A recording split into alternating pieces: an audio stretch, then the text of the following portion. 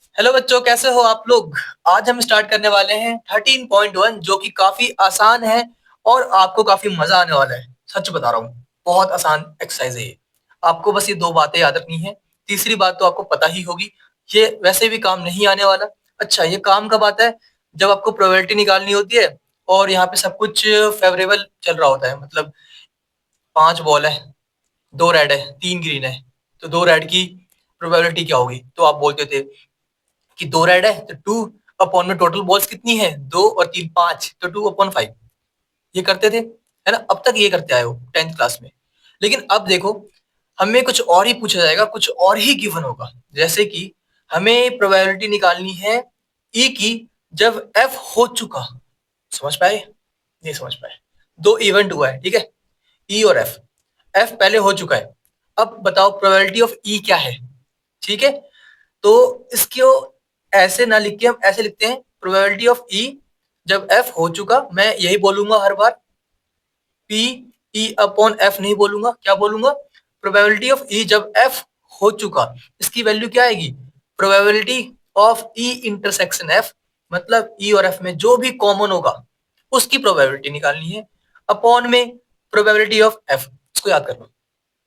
कुछ बच्चों को डाउट होता है कि सर इसका मतलब क्या ये है, probability of E upon probability of F? तो आंसर है नहीं, ये कुछ और है, ये कुछ और है भाई। इसका मतलब क्या है? इसका मतलब है प्रोबेबिलिटी ऑफ ई जब एफ हो चुका। इसका मतलब ये बिल्कुल नहीं है कि आपको इनकी प्रोबेबिलिटी डिवाइड करना है, क्योंकि इसकी वैल्यू क्या होती है, ये होती है। तो इसमें कंफ्यूजन कभी मत रखना अपने दिमाग में, ठीक है। ये अलग ही चीज है, हमें जो निकालना है वो डिफरेंट ही है।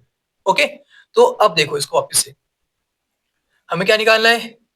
ई अपॉन एफ, मतलब प्रोबेबिलिटी ऑफ ई जब एफ हो चुका। तो इसका फॉर्मूला कहता है ये, इसको यूज कर लो।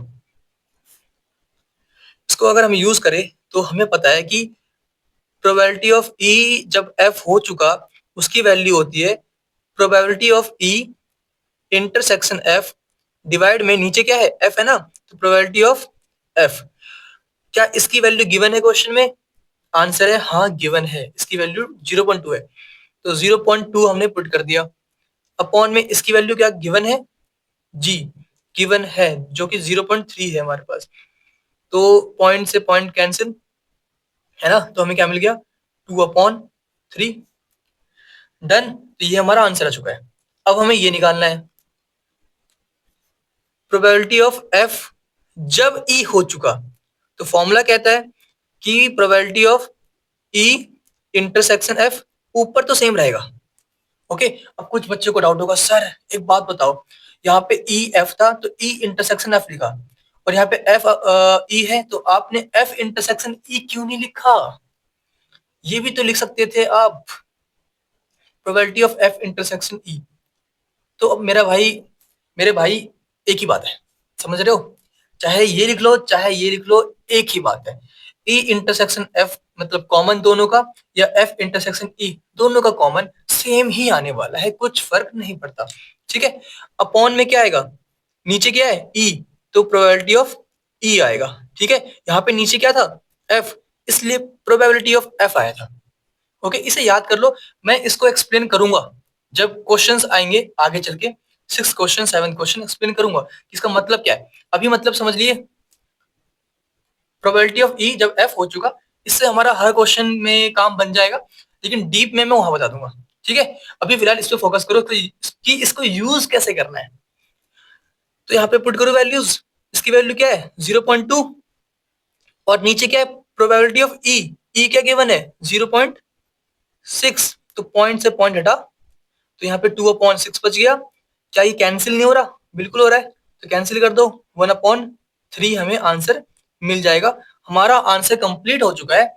और एक चीज और, ये और देख लो, ये फॉर्मूला ये काम आएगा इन फ्यूचर, तो इसको नोट कर लो।